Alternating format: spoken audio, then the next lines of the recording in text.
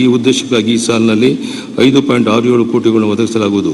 ಮಹಿಳಾ ಮತ್ತು ಮಕ್ಕಳ ಕಲ್ಯಾಣ ಇಲಾಖೆಯಲ್ಲಿ ಬೆಂಗಳೂರು ಹೊಸೂರು ರಸ್ತೆಯಲ್ಲಿ ಸುಧಾರಣಾ ಸಂಸ್ಥೆಗಳು ಕಾರ್ಯನಿರ್ವಹಿಸುತ್ತಿವೆ. ಸಮಾಜದ ಶೋಷಿತ ವರ್ಗದವರಿಗೆ ಆಶ್ರಯ ನೀಡುವ ಈ ಸಂಸ್ಥೆಗಳನ್ನು ಒಂದು ಮಾಸ್ಟರ್ ಪ್ಲಾನ್ ತಯಾರಿಸಿ ವ್ಯವಸ್ಥಿತವಾಗಿ ಅಭಿವೃದ್ಧಿಪಡಿಸಲಾಗುವುದು. ಈ ಉದ್ದೇಶಕ್ಕಾಗಿ 5 ಕೋಟಿ ಅನುದಾನ ನೀಡಲಾಗಿದೆ. ರಾಜ್ಯದಲ್ಲಿ 2019ರಲ್ಲಿ ಸಂಭವಿಸಿದ ನೆರೆ ಹಾವಳಿಯಿಂದ ಹಾನಿಗೊಂಡಿರುವ 842 ಅಂಗನವಾಡಿ ಕೇಂದ್ರಗಳ ಪುನರ್ ನಿರ್ಮಾಣಕ್ಕಾಗಿ 138 ಕೋಟಿ ವೆಚ್ಚದಲ್ಲಿ ಕೈಗೊಳ್ಳಲಾಗುವುದು. ಮಹಿಳಾ ಮತ್ತು ಮಕ್ಕಳ ಇಲಾಖೆ ವತಿಯಿಂದ ನಡೆಸಲಾಗುತ್ತಿರುವ ಸಮಾಲೋಚನಾ ಕೇಂದ್ರಗಳು, ವಿಶೇಷ ಚಿಕಿತ್ಸಾ ಘಟಕಗಳು, ಆಶ್ರಯ ಗೃಹಗಳು, ಉದ್ಯೋಗಸ್ಥ ಮಹಿಳೆಯರ ವಸತಿ ನಿಲಯಗಳು ಹಾಗೂ ಕಾನೂನಿನ ನೆರವು ಮತ್ತು ಇತರೆ ಸೌಲಭ್ಯಗಳನ್ನು ಒಳಗೊಂಡಿರುವ ಇಲಾಖೆ ಎಲ್ಲ ಕಾರ್ಯಕ್ರಮಗಳನ್ನು ಪಾರದರ್ಶಕವಾಗಿ ಮಹಿಳೆಯರಿಗೆ ತಲುಪಿಸಲು ಸಹಾಯವಾಗುವಂತೆ ಮಹಿಳಾ ಸುರಕ್ಷತಾ ಪೋರ್ಟಲನ್ನು ಪ್ರಾರಂಭಿಸಲಾಗುವುದು. ಬಾಲಮಂದಿರದಿಂದ 21 ವರ್ಷ ತುಂಬಿದ ನಂತರ ಬಿಡುಗಡೆ ಹೊಂದುವವರಿಗೆ ಉದ್ಯೋಗ ಪ್ರಾರಂಭಿಸಲು ಅವರ ಮುಂದಿನ ಜೀವನೋಪಾಯವನ್ನು ರೂಪಿಸಿಕೊಳ್ಳಲು ತಿಂಗಳಿಗೆ 5,000 ಅಂತೆ ಗರಿಷ್ಠ 3 ವರ್ಷದ ಆರ್ಥಿಕ ನೀಡುವ ಉಪಕಾರ ಯೋಜನೆಯನ್ನು ಜಾರಿಗೆ ತರಲಾಗುವುದು. ಇಂತಹ ಯುವತಿಯರಿಗೆ ಕೌಶಲ್ಯಾಭಿವೃದ್ಧಿ ಇಲಾಖೆ ವತಿಯಿಂದ ಕೌಶಲ್ಯ ತರಬೇತಿ ನೀಡಿ ಅವರಿಗೆ ಉದ್ಯೋಗಾವಕಾಶ ಕಲ್ಪಿಸಲಾಗುವುದು. ಈ ಉದ್ದೇಶಕ್ಕಾಗಿ 2020-21ರಲ್ಲಿ 1 ಕೋಟಿ ರೂಪಾಯಿ ಒದಗಿಸಲಾಗುವುದು. ಅಂಗನವಾಡಿಗಳಿಗೆ ಪೌಷ್ಟಿಕ ಆಹಾರ ಪದಾರ್ಥಗಳನ್ನು ಸರಬರಾಜು ಮಾಡಲು ಮಹಿಳಾ ಪೂರಕ ಪೌಷ್ಟಿಕ ಉತ್ಪಾದನಾ ಕೇಂದ್ರವನ್ನು ರಚಿಸಿ ಅವರಿಗೆ ಬೇಕಾದ ಮೂಲ ಸೌಲಭ್ಯಗಳನ್ನು ಒದಗಿಸಲಾಗಿದೆ. ಸದರಿ ಕೇಂದ್ರಗಳನ್ನು ಆಧುನೀಕರಣಗೊಳಿಸಿ ಉತ್ಪಾದನಾ ಸಾಮರ್ಥ್ಯವನ್ನು ಹೆಚ್ಚಿಸಲು 15 ಲಕ್ಷ ರೂಪಾಯಿಗಳನ್ನು 20 ಲಕ್ಷಗಳವರೆಗೆ ಬಡ್ಡಿ ರಹಿತ ಸಾಲವನ್ನು ಕರ್ನಾಟಕ ಮಹಿಳಾ ಅಭಿವೃದ್ಧಿ ನಿಗಮದ ಕಿರು ಸಾಲದ ಯೋಜನೆ ಅಡಿಯಲ್ಲಿ ನೀಡಲು ಪ್ರಸ್ತಾಪಿಸಿದೆ. ಈ ಉದ್ದೇಶಕ್ಕಾಗಿ 2020-21ನೇ ಸಾಲಿನಲ್ಲಿ 20 ಕೋಟಿ ಅನುದಾನ ಒದಗಿಸಲಾಗಿದೆ. ಶ್ರೀಶಕ್ತಿ ಸ್ವಸಹಾಯ ಗುಂಪುಗಳು ತಯಾರಿಸುವ ಉತ್ಪನ್ನಗಳನ್ನು ಸರ್ಕಾರದ ಇಲಾಖೆಗಳ ಅವಶ್ಯಕತೆಗೆ ಅನುಸಾರವಾಗಿ ಖರೀದಿ ಮಾಡಲು ತೀರ್ಮಾನಿಸಲಾಗಿದೆ. ಕರ್ನಾಟಕ ರಾಜ್ಯ ಟ್ರಾನ್ಸ್ಜೆಂಡರ್ ನೀತಿಯನ್ನು 2017ನೇ ಸಾಲಿನಲ್ಲಿ ಜಾರಿಗೊಳಿಸಲಾಗಿದೆ. ಇದಕ್ಕೆ ಪೂರಕವಾಗಿ ರಾಜ್ಯಾದ್ಯಂತ ಟ್ರಾನ್ಸ್ಜೆಂಡರ್ ಅವರ ಮೂಲ ಹಂತದ ಸಮೀಕ್ಷೆಯನ್ನು 2020-21ನೇ ಸಾಲಿನ ಕರ್ನಾಟಕ ರಾಜ್ಯ ಮಹಿಳಾ ಅಭಿವೃದ್ಧಿ ನಿಗಮದ ಮೂಲಕ 70 ಲಕ್ಷ ರೂಗಳ ವೆಚ್ಚದಲ್ಲಿ ಕೈಗೊಳ್ಳುವ ಉದ್ದೇಶಿಸಿದೆ. ರಾಜ್ಯದ ಎಲ್ಲ ಜಿಲ್ಲೆಗಳಲ್ಲಿ ಶ್ರವಣದೋಷವುಳ್ಳ ವ್ಯಕ್ತಿಗಳ ಸ್ವಯಂ ಉದ್ಯೋಗಕ್ಕಾಗಿ ಹೊಲಿಗೆ ಯಂತ್ರಗಳನ್ನು ವಿತರಿಸಲು ಸರ್ಕಾರ 2020-21ನೇ ಸಾಲಿನಲ್ಲಿ 60 ಲಕ್ಷ ಅನುದಾನ ಒದಗಿಸಿದೆ. ದೃಷ್ಟಿದೋಷವುಳ್ಳ ವ್ಯಕ್ತಿಗಳಿಗೆ ಅನುಕೂಲವಾಗುವಂತಹ ಬೆಂಗಳೂರಿನ ಹಾಗೂ ಕಲಬುರಗಿಯಲ್ಲಿ ಪೈರ್ ಕಮ್ ಟಾಕಿಂಗ್ ಲೈಬ್ರರಿಯನ್ನು 30 ಲಕ್ಷ ರೂಗಳ ವೆಚ್ಚದಲ್ಲಿ ಸ್ಥಾಪಿಸಲಾಗುವುದು. ಮೈಸೂರಿನಲ್ಲಿರುವ ಸರ್ಕಾರಿ ಬಯಲು ಮುದ್ರಣಾಲಯಕ್ಕೆ 80 ಲಕ್ಷ ರೂಗಳ ವೆಚ್ಚದಲ್ಲಿ ಒಂದು ಆಧುನಿಕ ಮುದ್ರಣ ಯಂತ್ರವನ್ನು ಖರೀದಿಸಲಾಗುವುದು. ಅಂಧ ವಿದ್ಯಾರ್ಥಿಗಳು ತಮ್ಮ ದೈನಂದಿನ ಚಟುವಟಿಕೆಗಳಲ್ಲಿ ಸ್ವಾವಲಂಬಿಗಳಾಗಲು ರಾಜ್ಯದ 500 ಅಂಧ ವಿದ್ಯಾರ್ಥಿಗಳಿಗೆ talking mobile, Braille watch, walking stick ಮತ್ತು ಇನ್ನಿತರ ಸಾಧನ ಒಳಗೊಂಡ ತಲಾ 25,000 ಕಿಟ್ಗಳನ್ನು ವಿತರಿಸಲಾಗುವುದು. ಈ ಉದ್ದೇಶಕ್ಕಾಗಿ 1.25 ಕೋಟಿ ಒದಗಿಸಲಾಗುವುದು. ಅಂಧ ತಾಯಂದಿರಿಗೆ ಮಾಸಿಕ 2,000 ಶಿಶುಪಾಲನಾ ಭತ್ಯೆಯನ್ನು ರಾಜ್ಯ ಸರ್ಕಾರ ಮಗುವಿನ ಮೊದಲು 2 ವರ್ಷ ನೀಡುತ್ತಿದೆ. ಈ ಭತ್ಯೆಯನ್ನು ಮಕ್ಕಳ ಮೊದಲ 5 ವರ್ಷದವರೆಗೆ ನೀಡಲಾಗುವುದು. 1 ಲಕ್ಷ ನೋಂದಾಯಿತ ಕಟ್ಟಡ ಕಾರ್ಮಿಕರು ಮತ್ತು ಅವರ ಕುಟುಂಬದ ಸದಸ್ಯರಿಗೆ ಮುಖ್ಯಮಂತ್ರಿಗಳ ಆರೋಗ್ಯ ಸುರಕ್ಷಾ ಯೋಜನೆಯಲ್ಲಿ ಅನುಮೋದಿತ ಖಾಸಗಿ ಆಸ್ಪತ್ರೆಗಳಲ್ಲಿ ಚಿಕಿತ್ಸೆ ಪಡೆಯಲು ಅನುವಾಗುವಂತೆ ಉಚಿತ ಪ್ರೀಪೇಯ್ಡ್ ಹೆಲ್ತ್ ಕಾರ್ಡ್ಗಳನ್ನು ವಿತರಿಸಲಾಗುವುದು. ಗಾರ್ಮೆಂಟ್ ಕಾರ್ಖಾನೆಯಲ್ಲಿ ಕಾರ್ಯನಿರ್ವಹಿಸುತ್ತಿರುವ 1 ಲಕ್ಷ ಮಹಿಳಾ ಕಾರ್ಮಿಕರಿಗೆ ವನಿತಾ ಸಂಗಾತಿ ಯೋಜನೆಯಡಿ ಮಾಸಿಕ ಬಸ್ ಪಾಸ್ಗಳನ್ನು ಕಾರ್ಖಾನೆ ಮಾಲೀಕರು ಹಾಗೂ ಬೆಂಗಳೂರು ಮಹಾನಗರ ಸಾರಿಗೆ ಸಂಸ್ಥೆ ಸಹಯೋಗದೊಂದಿಗೆ ಒದಗಿಸಲು ಉದ್ದೇಶಿಸಿದೆ. ಈ ಯೋಜನೆಗೆ 2020-21ನೇ ಸಾಲಿನಲ್ಲಿ 25 ಕೋಟಿ ಮೊತ್ತದ ಅನುದಾನವನ್ನು ಮೀಸಲಿಡಲಾಗಿದೆ. ನಗರ ಪ್ರದೇಶದಲ್ಲಿ ದುಡಿಯುತ್ತಿರುವ ಕಟ್ಟಡ ಕಾರ್ಮಿಕರು ಮತ್ತು ಅವರ ಕುಟುಂಬಗಳಿಗೆ ಆರೋಗ್ಯ ರಕ್ಷಣೆ ನೀಡುವ ದೃಷ್ಟಿಯಿಂದ 10 ಮೊಬೈಲ್ ಕ್ಲಿನಿಕ್ಗಳನ್ನು ಪ್ರಾರಂಭಿಸಲಾಗುವುದು. ರಾಜ್ಯಾದ್ಯಂತ ಕಟ್ಟಡ ಕಾರ್ಮಿಕರ 6 ವರ್ಷದೊಳಗಿನ ಮಕ್ಕಳ ಪಾಲನೆ ಪೋಷಣೆ ಮಾಡಲು ಕಟ್ಟಡ ನಿರ್ಮಾಣ ಸ್ಥಳಗಳಲ್ಲಿ 10 ಸಂಚಾರಿ ಶಿಶುಪಾಲನಾ ಕೇಂದ್ರವನ್ನು ಒಳಗೊಂಡಂತೆ ಒಟ್ಟು 110 ಕಿತ್ತೂರು ರಾಣಿ ಚೆನ್ನಮ್ಮ ಶಿಶುಪಾಲನಾ ಕೇಂದ್ರ ಸ್ಥಾಪಿಸಲಾಗುವುದು. ಪ್ರಸ್ತುತ ಬಳಸಲಾಗುತ್ತಿರುವ ಆಹಾರ ತಂತ್ರಾಂಶವನ್ನು ಉನ್ನತೀಕರಿಸಲಾಗುವುದು. ಕಾನೂನು ಮಾಪನ ಶಾಸ್ತ್ರ ಇಲಾಖೆ ಚಟುವಟಿಕೆ ಮೇಲ್ವಿಚಾರಣೆ ಮತ್ತು ಉಸ್ತುವಾರಿಯನ್ನು ಬಿಗಿಗೊಳಿಸಲು ಈ ಮಾಪನ ತಂತ್ರಾಂಶವನ್ನು ಉನ್ನತೀಕರಿಸಲಾಗುವುದು. 2020-21ನೇ ಸಾಲಿನಲ್ಲಿ ಸರ್ವೋದಯ ಮತ್ತು ಕ್ಷೇಮಾಭಿವೃದ್ಧಿ ವಲಯಕ್ಕೆ ಒಟ್ಟಾರೆಯಾಗಿ 72,093 ಕೋಟಿಗಳನ್ನು ಒದಗಿಸಲಾಗುವುದು. ಆರ್ಥಿಕ ಅಭಿವೃದ್ಧಿಗೆ ಪ್ರಚೋದನೆ. ಎಲ್ಲರನ್ನು ಒಳಗೊಂಡ ಅಭಿವೃದ್ಧಿ ನಮ್ಮ ಸರ್ಕಾರದ ಗುರಿಯಾಗಿದೆ. ಇದಕ್ಕಾಗಿ ರಾಜ್ಯದ ಆರ್ಥಿಕ ಅಭಿವೃದ್ಧಿಗೆ ಪೂರಕವಾದ ಕೈಗಾರಿಕೆ, ಮೂಲಸೌಕರ್ಯ, ಇಂಧನ ಮೊದಲಾದ ವಲಯಗಳಿಗೆ ಹೂಡಿಕೆ ಆಕರ್ಷಿಸಲು ಆದ್ಯತೆ ನೀಡಲಾಗುವುದು. ಈ ಮೂಲಕ ದುಡಿಯುವ ಕೈಗಳಿಗೆ ಉದ್ಯೋಗ ಒದಗಿಸಲು ಹಾಗೂ ಆರ್ಥಿಕ ಬೆಳವಣಿಗೆಯಲ್ಲಿನ ಪ್ರಾದೇಶಿಕ ಅಸಮಾನತೆ ನಿವಾರಿಸಲು ನಮ್ಮ ಸರ್ಕಾರ ಬದ್ಧವಾಗಿದೆ. ರಾಜ್ಯದ ಪ್ರಾದೇಶಿಕ ಅಸಮತೋಲನವನ್ನು ನಿವಾರಿಸಲು ವಿಶೇಷ ಅಭಿವೃದ್ಧಿ ಯೋಜನೆಯನ್ನು ಬಹಳ ವರ್ಷಗಳಿಂದ ಅನುಷ್ಠಾನಗೊಳಿಸಲಾಗುತ್ತಿದೆ. ಪ್ರಾದೇಶಿಕ ಅಸಮತೋಲನ ನಿವಾರಿಸುವುದರ ಈ ಸರ್ಕಾರದ ಮುಖ್ಯವಾದ ಗುರಿಯಾಗಿದೆ. ಈ ಉದ್ದೇಶಕ್ಕಾಗಿ ಹಿಂದುಳಿದ ತಾಲೂಕುಗಳ ಅಭಿವೃದ್ಧಿಗಾಗಿ ವಿಶೇಷ ಅಭಿವೃದ್ಧಿ ಯೋಜನೆಯನ್ನು ಮುಂದುವರಿಸಲಾಗುವುದು.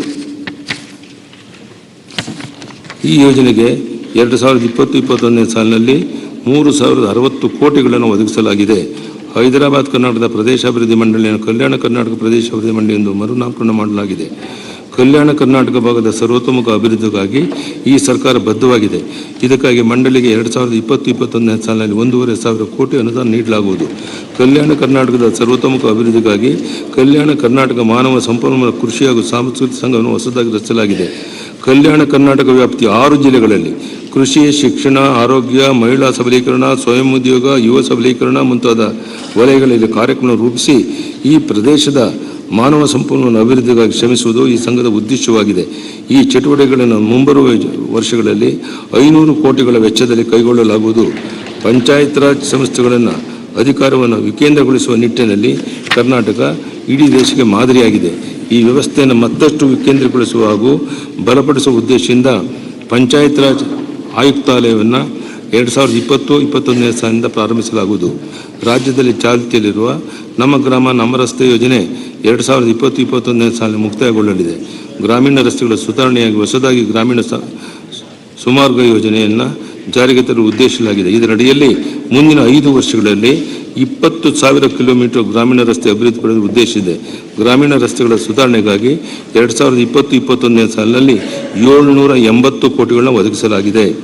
ಕುಡಿಯುವ ನೀರಿನ ಸಮಸ್ಯೆಗೆ ಶಾಶ್ವತ ಪರಿಹಾರವನ್ನು ಒದಗಿಸುವ ಉದ್ದೇಶದಿಂದ ಮಹತ್ವಾಕಾಂಕ್ಷಿ ಯೋಜನೆಯಾದ ಜಲಧಾರಿಯ ಮೊದಲನೇ ಹಂತದಲ್ಲಿ ಏಷ್ಯನ್ ಇನ್ಫ್ರಾಸ್ಟ್ರಕ್ಚರ್ ಇನ್ವೆಸ್ಟ್ಮೆಂಟ್ ಬ್ಯಾಂಕ್ ನೆರವಿನೊಂದಿಗೆ ವಿಜಯಪುರ, ಮಂಡ್ಯ ಜಿಲ್ಲೆಗಳ ಬೃಹತ್ ಕುಡಿಯುವ ನೀರು ಯೋಜನೆಯನ್ನು 700 ಕೋಟಿ ವೆಚ್ಚದಲ್ಲಿ ಅನುಷ್ಠಾನಗೊಳಿಸಲು ಉದ್ದೇಶಿಸಲಾಗಿದೆ. ಎಲ್ಲ ಗ್ರಾಮೀಣ ಜನತೆಗೆ ಶುದ್ಧ ಕುಡಿಯುವ ನೀರನ್ನು ಒದಗಿಸುವುದು ನಮ್ಮ ಸರ್ಕಾರದ ಬದ್ಧತೆಯಾಗಿದೆ. ಕೇಂದ್ರ ಸರ್ಕಾರದ ಜಲಜೀವನ್ ಮಿಷನ್ ಹಾಗೂ ರಾಜ್ಯದ ಸಂಪನ್ಮೂಲಗಳನ್ನು ಉಳಿಸಿಕೊಂಡ ಪ್ರತಿ ಮನೆಗೆ ಕುಡಿಯುವ ನೀರಿನ ಸಂಪರ್ಕವನ್ನು ಮುಂದಿನ 4 ವರ್ಷಗಳಲ್ಲಿ ಕಲ್ಪಿಸಲು ಮನೆ ಮನೆಗೆ ಗಂಗೆ ಎಂಬ ನೂತನ ಯೋಜನೆಯನ್ನು ಅನುಷ್ಠಾನಗೊಳಿಸಲಾಗುವುದು. 2020-21ನೇ ಸಾಲಿನಲ್ಲಿ 10 ಲಕ್ಷ ಮನೆಗಳಿಗೆ ನೀರಿನ ಸಂಪರ್ಕವನ್ನು ನೀಡಲಾಗುವುದು. ಗ್ರಾಮೀಣ ಮತ್ತು ನಗರ ಪ್ರದೇಶಗಳಿಗೆ ನೀರನ್ನು ಪೂರೈಕೆಯಲ್ಲಿ ಸಮನ್ವಯ ಸಾಧಿಸಲು ಹಾಗೂ ಶುದ್ಧ ಕುಡಿಯುವ ನೀರನ್ನು ಪೂರೈಸಲು ಸಮಗ್ರ ನೀತಿ ರೂಪಿಸಲಾಗುವುದು ಹಾಗೂ ಸಂಬಂಧಿಸಿದ ಇಲಾಖೆ ಮತ್ತು ಸಂಸ್ಥೆಗಳನ್ನು ಒಂದೇ ಸಚಿವಾಲಯದಲ್ಲಿ ತರಲಾಗುವುದು. ರಾಜ್ಯದ 17 ನದಿ ಪಾತ್ರದ ಮಾಲಿನ್ಯತೆಯನ್ನು ತಡೆಗಟ್ಟಲು 1,690 ಕೋಟಿ ವೆಚ್ಚದಲ್ಲಿ 20 ನಗರ ಪ್ರದೇಶಗಳಿಗೆ ಒಳಚರಂಡಿ ವ್ಯವಸ್ಥೆಯನ್ನು ಹಾಗೂ ಒಂದು ಪಟ್ಟಣಕ್ಕೆ ಮಲತ್ಯಾಜ್ಯ ಸಂಸ್ಕರಣಾ ಘಟಕ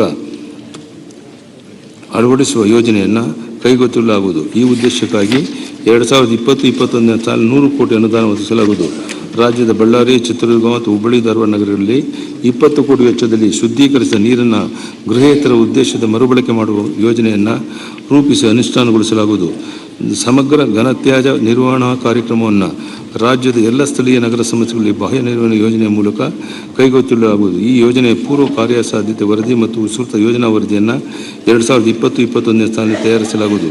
ಕರ್ನಾಟಕ ನಗರ ವೀಕ್ಷಣಾಲಯದ ಸ್ಥಾಪನೆಗೆ ವಿಸ್ತೃತ ಯೋಜನಾ ವರದಿಯನ್ನು ಸಿದ್ಧಪಡಿಸಿ ಅನುಷ್ಠಾನಗೊಳಿಸಲು ಉದ್ದೇಶಿಸಲಾಗಿದೆ.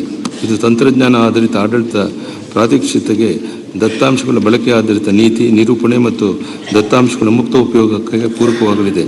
ಇತ್ತೀಚಿನ ಸ್ವಿಟ್ಜರ್ಲೆಂಡಿನ ದಾವೋಸ್ನಲ್ಲಿ ನಡೆದ ವಿಶ್ವ ಆರ್ಥಿಕ ವೇದಿಕೆಯ ಸಮ್ಮೇಳನದಲ್ಲಿ ಕರ್ನಾಟಕ ರಾಜ್ಯದ ಪರವಾಗಿ ನಾವು ಭಾಗವಹಿಸಿದ್ದೇವೆಂದು ತಿಳಿಸಲು ಹರ್ಷಿಸುತ್ತೇನೆ. ನಾವು 40ಕ್ಕೂ ಹೆಚ್ಚು ಅಂತಾರಾಷ್ಟ್ರೀಯ ಕಂಪನಿಗಳೊಂದಿಗೆ ಮತ್ತು ಹಲವಾರು ಹೂಡಿಕೆದಾರರಿಗೆ ಸಂವಾದ ನಡೆಸಿದ್ದೇವೆ. ಈ ಸಂದರ್ಭದಲ್ಲಿ ಕರ್ನಾಟಕದಲ್ಲಿ ಕೈಗಾರಿಕೆಗಳನ್ನು ಸ್ಥಾಪಿಸಲು ಹಾಗೂ ಹೂಡಿಕೆ ಮಾಡಲು ಅತ್ಯುತ್ತಮವಾದ ವಾತಾವರಣವಿದ್ದರೂ ಸಹ ಭೂ ಖರೀದಿ ಹಾಗೂ ವಿವಿಧ ಪ್ರಾಧಿಕಾರಗಳ ಅಗತ್ಯ ಅನುಮೋದನೆ ಪಡೆಯುವುದು ಕ್ಲಿಷ್ಟಕರವಾಗಿದೆ ಎಂಬ ವಿಷಯವನ್ನು ನಮ್ಮ ಗಮನಕ್ಕೆ ತಂದಿರುತ್ತಾರೆ. ನಮ್ಮ ಸರ್ಕಾರ ಈ ವಿಷಯವನ್ನು ಆದ್ಯತೆ ಮೇರೆಗೆ ಸುಧಾರಿಸಲು ಅಗತ್ಯ ಕ್ರಮವನ್ನು ತೆಗೆದುಕೊಳ್ಳಲಿದೆ. ರಾಜ್ಯದಲ್ಲಿ ಹೂಡಿಕೆದಾರರ ಉತ್ತೇಜನ ನೀಡಲು ಕೈಗಾರಿಕಾ ಸ್ಥಾಪನೆಗೆ ಗುರುತಿಸಲಾಗಿರುವ ಭಾಗದ ಜಾಗದಲ್ಲಿ ನೇರವಾಗಿ ಭೂಮಾಲೀಕರಿಂದ ಭೂಮಿ ಖರೀದಿಸಲು ಅನುಕೂಲವಾಗುವಂತೆ ಸಂಬಂಧಿಸಿದ ಕಾಯ್ದೆಗಳಿಗೆ ತಿದ್ದುಪಡಿ ತಂದು ನಿಯಮಗಳನ್ನು ರೂಪಿಸಲಾಗುವುದು. ಜಾಗತಿಕ ಮಟ್ಟದಲ್ಲಿ ರಾಜ್ಯದಲ್ಲಿ ಹೂಡಿಕೆಯ ಅವಕಾಶವನ್ನು ಪ್ರದರ್ಶಿಸಲು ಇನ್ವೆಸ್ಟ್ ಕರ್ನಾಟಕ 2020 ಜಾಗತಿಕ ಹೂಡಿಕೆದಾರ ಸಮಾವೇಶವನ್ನು 2020 ನವೆಂಬರ್ನಲ್ಲಿ ಬೆಂಗಳೂರಿನಲ್ಲಿ ಆಯೋಜಿಸಲಾಗುವುದು. ಉತ್ಪನ್ನ ನಿರ್ದಿಷ್ಟ ಕೈಗಾರಿಕಾ ಕ್ಲಸ್ಟರ್ ಅಭಿವೃದ್ಧಿ, ಉಪಕ್ರಮವನ್ನು ರಾಜ್ಯದ 9 ಜಿಲ್ಲೆಗಳಲ್ಲಿ ಜಾರಿಗೆ ತರಲಾಗುತ್ತಿದೆ.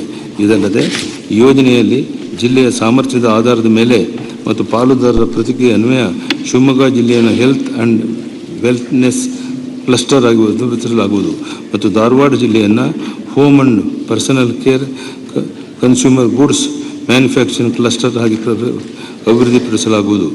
ದೇಶದಲ್ಲಿ ವಿದ್ಯುತ್ ವಾಹನ ಮತ್ತು ಇಂಧನ ಶೇಖರಣಾ ನೀತಿಯನ್ನು ಘೋಷಿಸಿದ ಮೊದಲ ರಾಜ್ಯ ಕರ್ನಾಟಕ.